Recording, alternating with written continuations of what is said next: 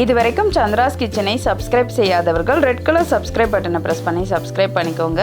கூடவே பக்கத்தில் இருக்கிற பெல் பட்டனை ப்ரெஸ் பண்ணுங்க. எங்களுடைய அப்டேட்ஸ் உடனுக்குடன் உங்களை வந்து சேரும். Hi friends, welcome to Chandra's kitchen.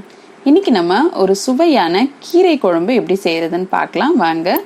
இந்த கீரை குழம்பு செய்யறதுக்காக நான் பொன்னாங்கண்ணி கீரை எடுத்திருக்கேன். பொன்னாங்கண்ணி கீரை வந்து ரொம்பவே மருத்துவ குணங்கள் நிறைஞ்சது. இந்த பொன்னாங்கண்ணி கீரையை நம்ம டெய்லி சாப்பிட்றது ரொம்ப நல்லது. நம்ம நார்மலாவே பாத்தீங்கன்னா கீரை தினமும் எடுத்துக்கிறது நல்லதுன்னு சொல்லுவாங்க. அது கூட இந்த பொன்னாங்கண்ணி கீரையை நம்ம டெய்லி சாப்பிட்டுட்டு வந்தோம்னா நம்ம கண் பார்வை அதுக்கப்புறம் உடம்பும் வந்து நல்லா இருக்கும். இன்னைக்கு நான் எடுத்திருக்க இந்த பொன்னாங்கண்ணி கீரை வந்து பாத்தீங்கன்னா நாட்டு பொன்னாங்கண்ணி கீரை, சீம பொன்னாங்கண்ணி கீரைன்னு 2 வெரைட்டி இருக்கு. நம்ம இன்னைக்கு நாட்டு பொன்னாங்கண்ணி கீரையை வச்சுதான் இந்த குழம்பு செய்ய போறோம். இந்த பொன்னாங்கண்ணி கீரை குழம்பு செய்யறதுக்கு பாத்தீங்கன்னா நான் சாதம் வடிச்ச அந்த கஞ்சி தண்ணியை எடுத்து வச்சிருக்கேன். இந்த கஞ்சி தண்ணி வந்து பாத்தீங்கன்னா ரொம்பவே உடம்புக்கு நல்லது. நம்ம நார்மலா உப்பு போட்டு சாப்பிட்டாலுமே வந்து அந்த கஞ்சி தண்ணியோட சத்துக்கள் நமக்கு கிடைக்கும். அதுவும் இந்த கீரையோட சேர்த்து சாப்பிடும்போது கீரை வந்து ரொம்ப டேஸ்டா இருக்கும். நம்ம வந்து எல்லா கீரையிலுமே இதை சேர்த்துக்கலாம். இன்னைக்கு நான் பொன்னாங்கண்ணி கீரையோட இந்த கஞ்சி தண்ணியை சேர்த்து செய்ய போறேன். இப்ப வாங்க நம்ம கீரை குழம்பு வைக்க ஆரம்பிச்சிடலாம். இப்ப நம்ம ஒரு குக்கர்ல 50 கிராம் போல துவரம் பருப்பை சுத்தம் பண்ணி எடுத்து வச்சிருக்கிறத சேர்த்துக்கலாம். இது கூடவே நம்ம 2 பல் பூண்டை வந்து சேர்த்துடலாம். அடுத்ததா ஒரு வெங்காயத்தை நறுக்கி சேர்த்துக்கலாம்.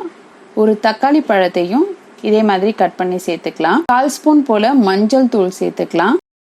நம்ம சுத்தம் பண்ணி எடுத்து வச்சிருக்க பொன்னாங்கண்ணி கீரையை இப்போ இதோட சேர்த்துடலாம். சாதம் வடிச்ச கஞ்சி தண்ணியை வந்து நம்ம ஒரு 3 டம்ளர் போல சேர்த்துக்கலாம்.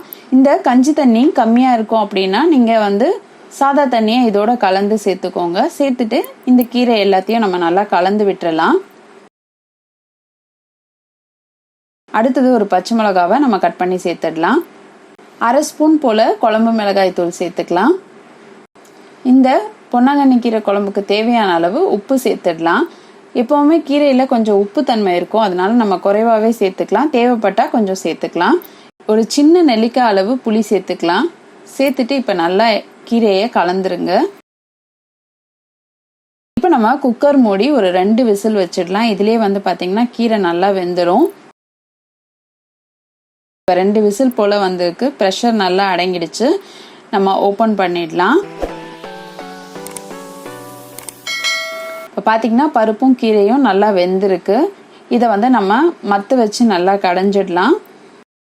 இப்போ நம்மளுடைய கீரையை நல்லா கடைஞ்சாச்சு. நம்ம அடுத்ததா இதுக்கு தாளிப்பு சேர்த்துக்கலாம். தாளிப்புக்காக வந்து நான் ஒரு கடாயில 2 ஸ்பூன் போல எண்ணெய் சேர்த்துக்கிறேன். எண்ணெய் வந்து இப்ப சூடாயிடுச்சு. இப்ப நம்ம 1/4 ஸ்பூன் போல கடுகுளுந்து சேர்த்துக்கலாம். இந்த கடுகுளுந்து கொஞ்சம் பொரிஞ்சதும் ஒரு பிஞ்ச் அளவுக்கு சீரகம் சேர்த்துக்கோங்க. ஒரு 2 to 3 பல் பூண்டை வந்து நசுக்கி இதோட சேர்த்துக்கலாம். சேர்த்துட்டு நல்லா இதை வதக்கிடுங்க. பூண்டு வந்து கொஞ்சம் நல்லா வதங்கட்டும்.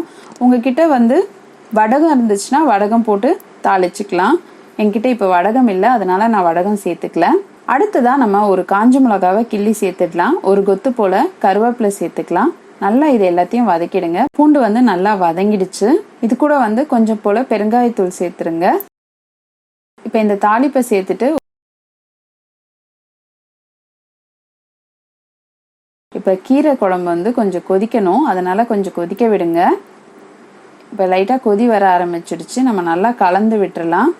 இப்ப நம்மளுடைய சுவையான பொன்னாங்கண்ணி கீரை குழம்பு சூப்பரா ரெடி ஆயிடுச்சு. நீங்களும் இந்த பொன்னாங்கண்ணி கீரையை உங்க வீட்டுல ட்ரை பண்ணி பாருங்க. ட்ரை பண்ணி பார்த்துட்டு உங்களுடைய ஃபீட்பேக்கையும் கமெண்ட்டையும் எங்களுக்கு சொல்லுங்க. இதே மாதிரி இன்னும் நிறைய ரெசிபிஸ் உங்களுக்காக வந்துட்டே இருக்கு. இதுக்காக நீங்க செய்ய வேண்டியதெல்லாம், இது வரைக்கும் சந்திராஸ் கிச்சனுக்கு சப்ஸ்கிரைப் பண்ணலன்னா சப்ஸ்கிரைப் பண்ணிடுங்க. பக்கத்துல இருக்கிற பெல் பட்டனையும் பிரஸ் பண்ணுங்க. நான் இன்னொரு சுவாரஸ்யமான ரெசிபியோட உங்களை சந்திக்கிறேன். நன்றி, வணக்கம்.